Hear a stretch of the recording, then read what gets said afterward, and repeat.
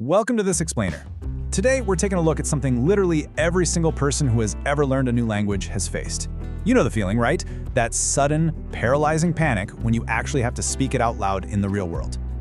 We're going to walk through a dramatic, highly relatable story about conquering that fear of speaking English, and we'll analyze exactly how to break through those stubborn mental blocks that hold us back. So if you've ever felt your mind go completely blank the second a native speaker looks at you, well, you are in exactly the right place. Our source material drops us right into the middle of the action with an inciting incident that is an absolute nightmare. Just picture this. It's 3 a.m. in a London hotel. You're completely exhausted, but your bed is literally shaking because the people in the next room have decided, hey, it's the perfect time to practice their electric guitars. Our protagonist here, Emily, is just sitting there with a pillow jammed over her head. In her textbooks, hotel English seems so easy. But right now, she's absolutely terrified to call the front desk to complain. She's worried the receptionist is going to speak way too fast, she'll forget her words, and she'll be totally misunderstood. It's actually a brilliant example of how physical exhaustion, when you combine it with language anxiety, creates a massive, massive barrier to communication. Okay, let's dive into this psychological battle happening in Emily's head. The text presents us with two completely different mindsets, the ghost mentality and the boss mentality. Right now, Emily feels like a ghost. When that fear takes over, she just feels invisible. Her mind goes totally blank, she hides, and she feels like no one can even hear her voice. She doesn't want to sound rude, and hey, her English isn't perfect, so she shrinks away. But to actually solve her problem, she needs to transition to the boss mentality. She needs to realize she's a paying guest with rights. She needs to step up and become the clear, brave leader of her own voice. So, moving on to section 1, building your word shield. Remember, it's a marathon, not a sprint. Desperate for some quiet, Emily steps out into the hallway and actually runs into another guest, John. And John tells her something crucial. She doesn't need perfect grammar to fix this, she just needs a shield of words. He breaks this shield down into 4 manageable bricks. Step 1 is the polite problem. Starting with "I'm sorry but" frames the complaint softly. Step 2 is the reason. It is too loud. Step 3 is the feeling. I cannot sleep. Now this is critical because, as John points out, attaching feelings to your words actually helps your brain remember them under stress. And finally, step 4 is the action, clearly stating what needs to be done. Let's look at the first part of this shield in action. John doesn't just hand Emily the words, he actually makes her practice them. And I want you to actively practice this out loud with Emily right now, wherever you're sitting. First, she speaks like that shy ghost, just whispering, "I'm sorry, but there is a problem. It is too loud, I cannot sleep." But as John reminds her, ghosts do not get quiet rooms. You have to change. You gotta be the boss. Say it out loud, clear and confident, stepping fully into that boss voice. Take a second and actually try it right now. The really crucial point here is that a complaint without a proposed solution, well, that's just venting. And that brings us to the final, incredibly powerful brick of the shield. Could you please change my room? By asking this directly, Emily totally shifts the dynamic. She isn't just a victim of a noisy rock band anymore, she's an active participant asking for a specific, actionable resolution to her problem. But Emily still has one major fear holding her back. What if the receptionist speaks incredibly fast? John gives her the ultimate defense mechanism for this. He calls it the magic sentence. And it's simply, "I'm sorry, I don't understand. Can you speak slowly, please?" This is brilliant.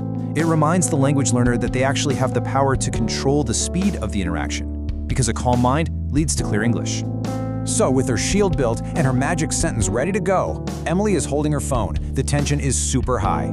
And right here in our story, we hit a moment of truth. I want you to think about what you would do. What should Emily do right now? Option A, go back to bed, pull that pillow over her head and cry like a ghost. Or option B, be the boss, call the front desk and use that shield. I mean, we all know what she needs to do, right? She is a traveler with a voice.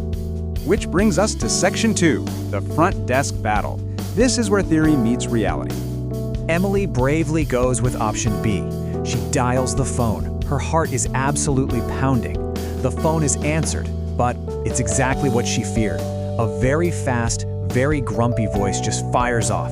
"Front desk, how can I help you? Are you checking out or do you need extra towels?" The words just blur together into one giant mess. And in this split second, that invisible ghost tries to take over her mind again. She just wants to go completely blank. But wait, she remembers her shield. She takes a deep breath, lets it out, and successfully deploys her magic sentence. "I'm sorry, I don't understand.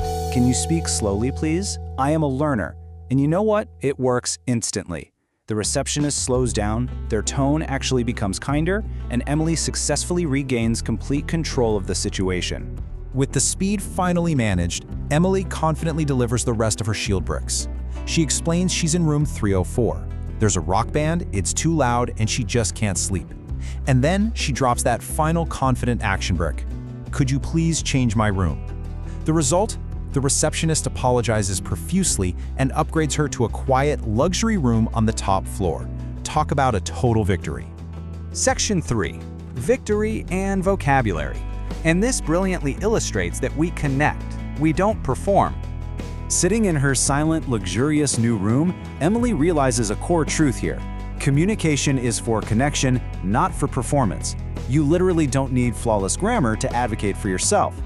Let's quickly review the key vocabulary that made this victory possible, just to lock in the educational value of what she went through. Loud, when noise is just too strong. Complain, politely stating something is wrong. Problem, a situation needing fixing. Change, asking for something different. And accommodation, the place where you stay. 5 simple words that, when you put them together with confidence, completely changed her entire night. The story also leaves us with a neat little linguistic tool it calls a grammar coin, using the word to effectively describe a problem and the feeling it causes. The music was too loud. I was too tired. It's a simple, high-impact structure that immediately conveys to whoever is listening that a boundary has been crossed and action is required. So the very next time you find yourself freezing up in a foreign language, I want you to remember Emily's Midnight Rock Band. Remember that you are the boss of your own voice. And now it's your turn to practice being the boss. Have you ever had a noisy hotel room or just terrible accommodation? Tell us your story in the comments below, and make sure to use the word complain when you write it. We'll be giving a special shout out in our next explainer to the absolute best comment. Until then, don't let fear stop your journey. What are you going to do the next time you feel like a ghost? Keep building your shield, and we'll see you next time. Imagine this. You're finally on that London trip you've literally been dreaming about for years. You've studied your English, packed the bags, and you're so ready for this adventure. But then, bam, suddenly you're thrust into a high-stakes, late-night scenario, and it feels like everything you learned about speaking a new language just completely vanishes. Well, in today's explainer, we're diving into the incredible story of a traveler named Emily. We're going to see exactly how she navigates what is honestly a pretty terrifying situation for any language learner. Let's break down exactly how you can overcome the fear of speaking when the pressure is really on. To really get why this is so panic-inducing, just put yourself in Emily's shoes for a second.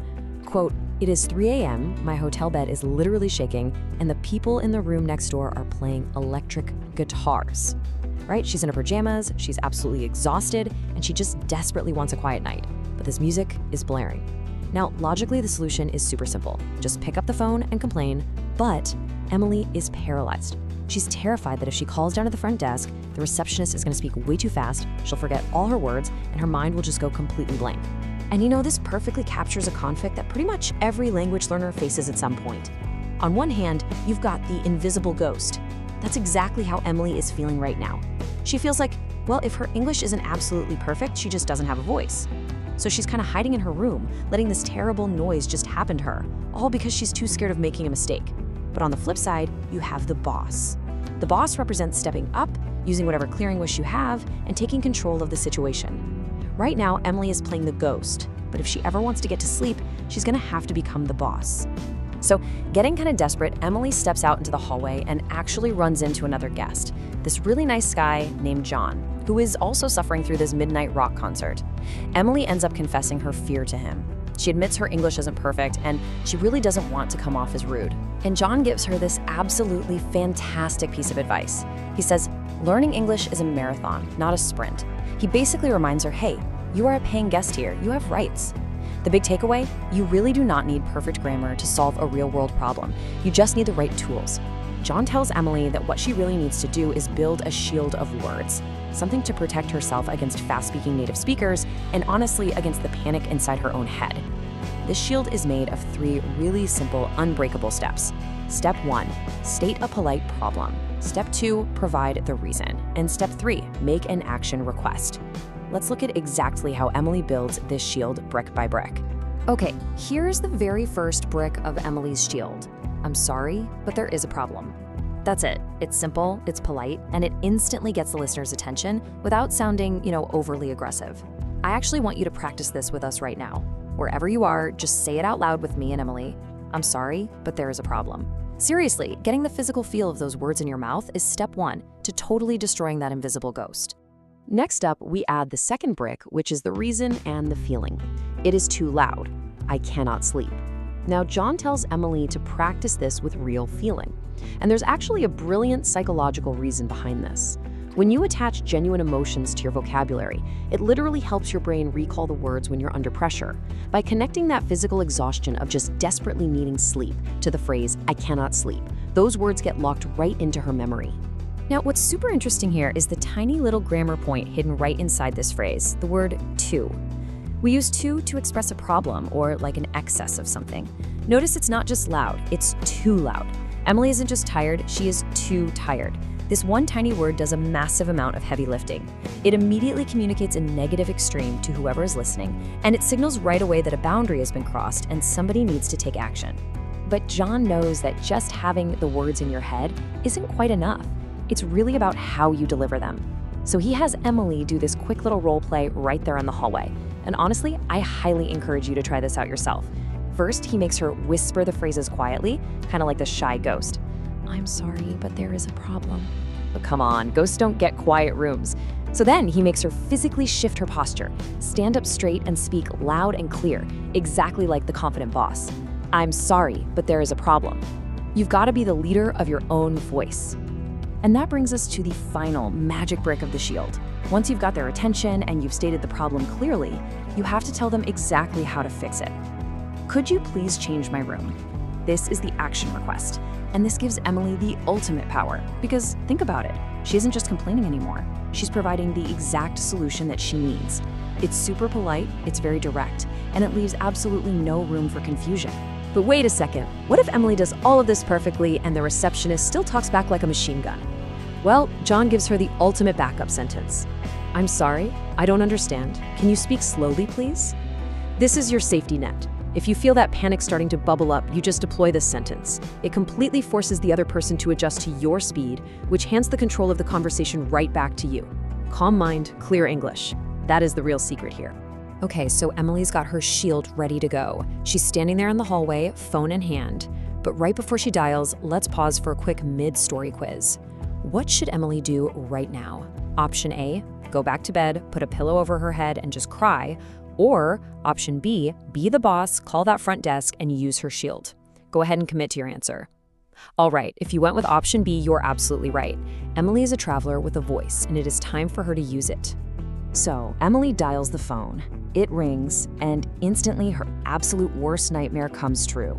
This super grumpy voice answers the phone, speaking incredibly fast. Something like, "Front desk, how can I help you? Are you checking out or do you need extra towels?" The sheer speed of it is just terrifying. You can practically see the invisible ghost trying to creep right back in. Emily looks totally panicked for a split second. The pressure is seriously on.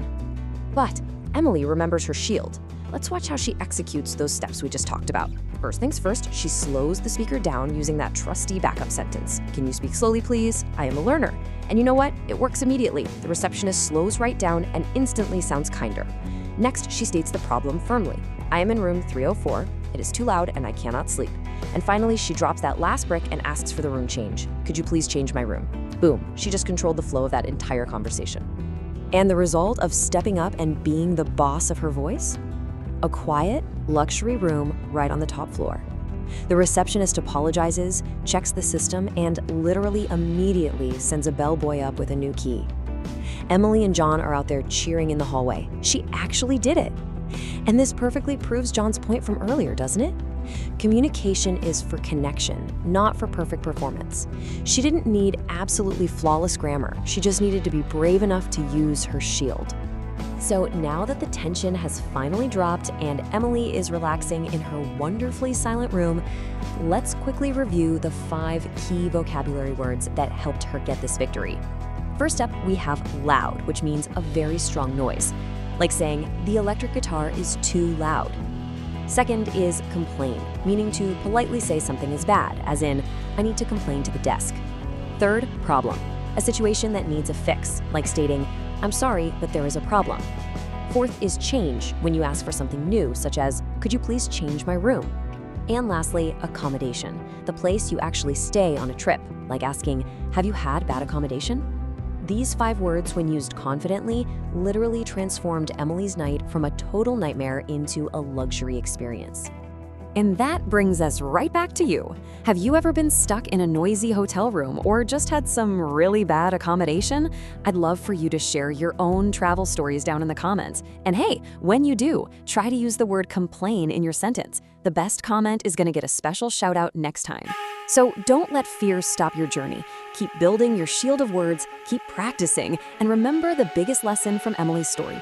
What incredible things could you achieve if you simply decided to stop playing the invisible ghost and started being the boss of your own voice?